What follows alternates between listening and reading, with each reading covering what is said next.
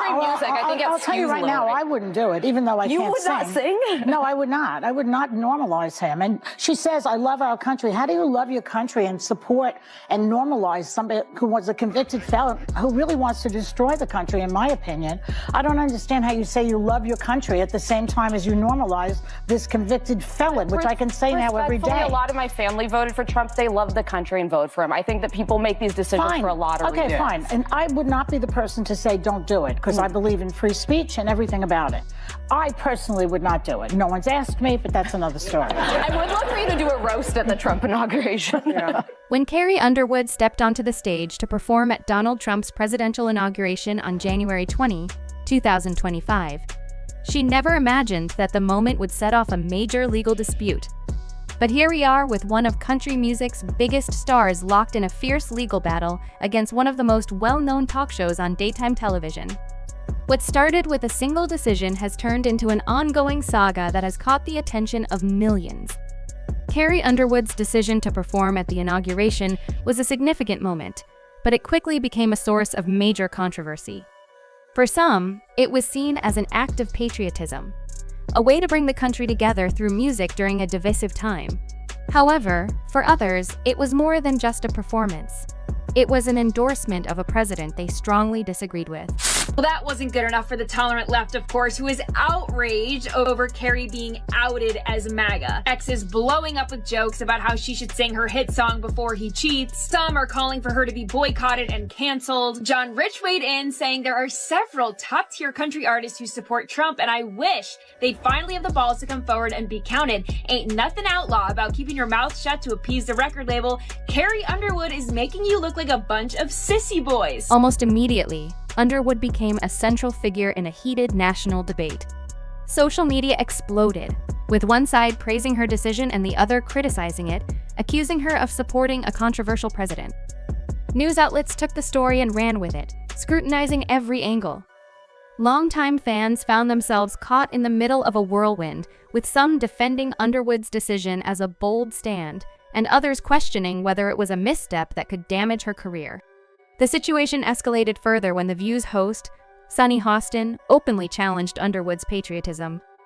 Hostin made a public statement questioning how someone could love their country and support a leader like Trump, who, in her opinion, wanted to destroy the country. The comments by Hostin ignited a firestorm. On one hand, some defended Hostin's remarks, saying they were fair criticism. On the other hand, many people saw it as a personal attack on Carrie Underwood, accusing The View of damaging her reputation. In response, Underwood made a bold move. She filed a defamation lawsuit against Hostin and The View, claiming that their remarks were not only unfair, but also false and harmful to her career. The legal battle that followed sparked a much broader conversation about free speech, the responsibilities of public figures, and the role of the media in shaping public perception. During an intense segment on The View, the panel, led by Hostin, questioned Underwood's decision to perform at the inauguration. Hostin and the other hosts implied that the singer's choice was more than just about music. I don't think so, but then you pushed her and she said, yeah, I guess I am. Well, I said to her, do you believe that women should make the same amount of money as men? Well, I guess I am a feminist. Yeah, and she said, I guess I am a feminist. So I think people feel pretty strongly about it. I think art is art, and you know, you have a right to perform where you want to perform. I agree with you, Joy. I can't sing a lick, but I certainly, and I have not been asked, but if I were asked, it would be a hard no. Well, they wouldn't ask me, so I have no. Right, yeah. They're not asking any of us. It was a political statement, one that could not be ignored. This only intensified the controversy. Clips of the discussion quickly spread across the internet, leading to a divide. Some defended The View's right to express their opinions, while others believed it was a calculated attack meant to tear down Underwood's reputation. The debate grew louder as mainstream media outlets picked up the story. News stories dissected every word, while social media was flooded with reactions.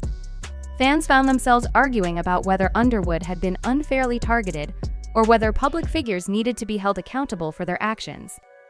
Just as the situation seemed to reach a boiling point, Underwood did something unexpected.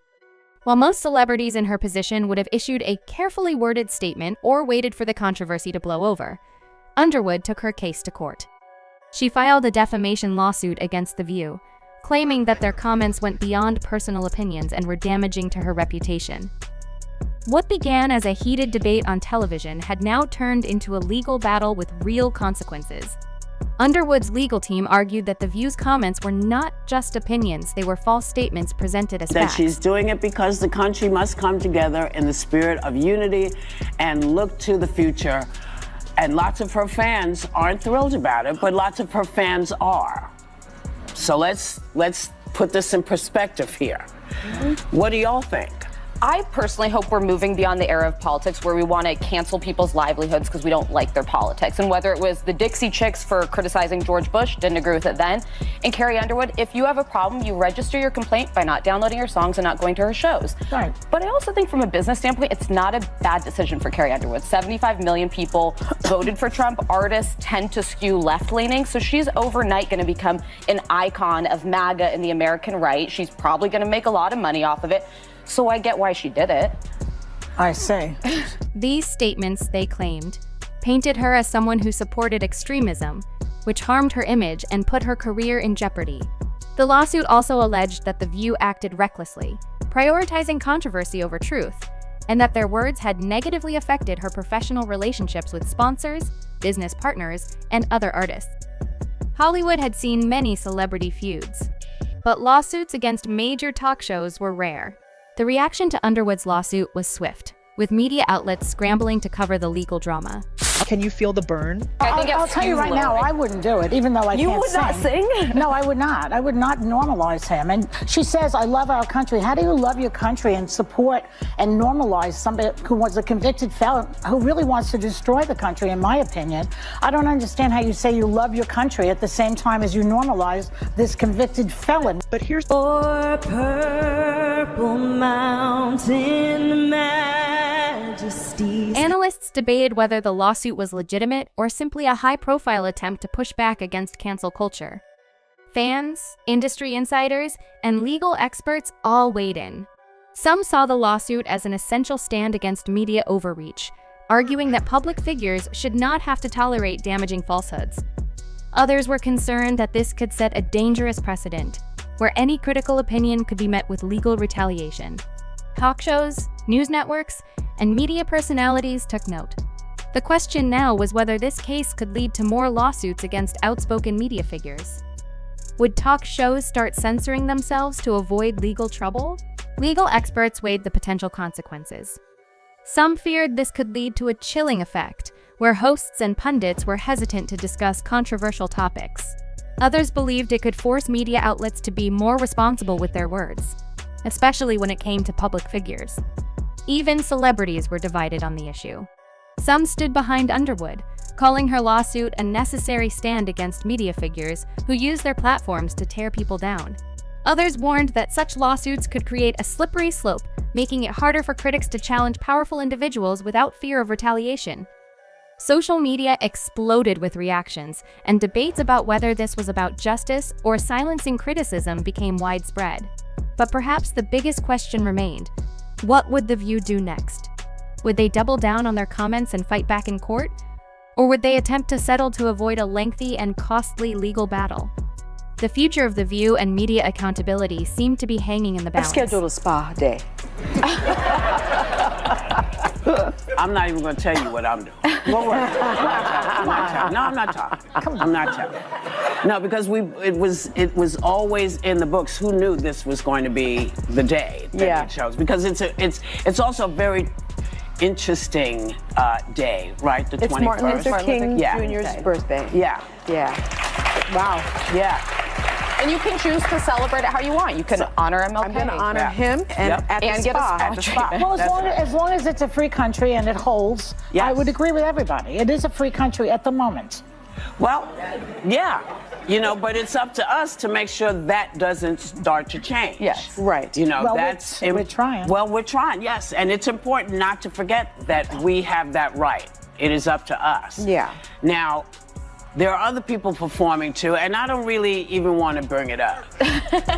Defamation lawsuits are notoriously difficult to win, especially when it comes to public figures. Underwood's legal team faced an uphill battle. To succeed, they would have to prove that The View's comments were not merely opinions, but false statements that caused real harm to Underwood's career and reputation. Courts typically protect free speech, especially when it comes to public figures, so winning a defamation case is challenging. If Underwood loses the case, the consequences could be severe. It might send the message that celebrities should simply accept media scrutiny as part of the job, even when that scrutiny is unfair or false. Worse, it could discourage other artists from standing up for themselves in similar situations, knowing that taking legal action could backfire. It could also embolden talk shows and media personalities to become even more aggressive in their commentary, knowing they have legal protection on their side. However, if Underwood wins the case, it could change the media landscape. A victory could set a precedent that forces media outlets to be more careful with their words, especially when discussing public figures. It could show that reckless or false commentary comes with real consequences, even for the most powerful talk shows. As for The View, this isn't the first time they faced controversy. The show has often been at the center of heated discussions and backlash for inflammatory remarks. However, most of the time, the fallout was limited to social media outrage or a few public apologies. If this case goes to court, The View will face much higher stakes. They'll have to decide whether to fight the lawsuit or attempt to settle before the situation escalates further. The larger question that arises is whether this case could set a precedent for how the media interacts with public figures. If The View is forced to change its approach to commentary, could other media outlets follow suit? Could talk shows and news networks begin to censor themselves to avoid legal issues? The impact of this case could be far-reaching. It didn't take long for The View to respond to Underwood's lawsuit. The network released a statement attempting to clarify their remarks, insisting that the discussion was based on opinion and fair commentary. However, they stopped short of issuing an apology, which many saw as a key part of the problem. Behind the scenes, tensions were high. Legal teams were weighing the risks, PR strategists were working overtime, and producers were scrambling to manage the situation. Some sources suggested that network executives were pressuring the hosts to tone down their rhetoric, while others indicated that Sunny Hostin stood by her comments and was unwilling to back down. Meanwhile, rival networks wasted no time capitalizing on the controversy. Conservative outlets framed Underwood's lawsuit as a necessary pushback against biased media, while left-leaning pundits debated whether the lawsuit was an attack on free speech. The coverage was relentless, with talk shows, podcasts, and social media personalities all offering their takes on the legal battle. Ratings for The View became unpredictable. Some viewers boycotted the show in solidarity with Underwood, while others tuned in just to see how the hosts would respond. With the lawsuit still hanging over The View, the show faces a crucial decision: stick to their stance and fight the case in court, or attempt to settle behind the scenes to avoid further damage. What's clear is that this legal battle is far from over. Both sides have powerful lawyers, and the public is watching closely. The outcome could change how celebrities and the media interact moving forward. If The View is held accountable for their comments, it could force a shift in how talk shows and news outlets operate. On the other hand, if Underwood loses, it could send a message that public figures have little recourse when the media crosses the line. This case has raised important questions about the intersection of free speech, public figures, and the media. Should celebrities push back against media narratives? Or is it just part of the reality of living in the public eye? The outcome of this legal battle could have long-lasting implications for the way media outlets handle their coverage of public figures. What do you think? Did The View cross a line, or is Carrie Underwood overreacting?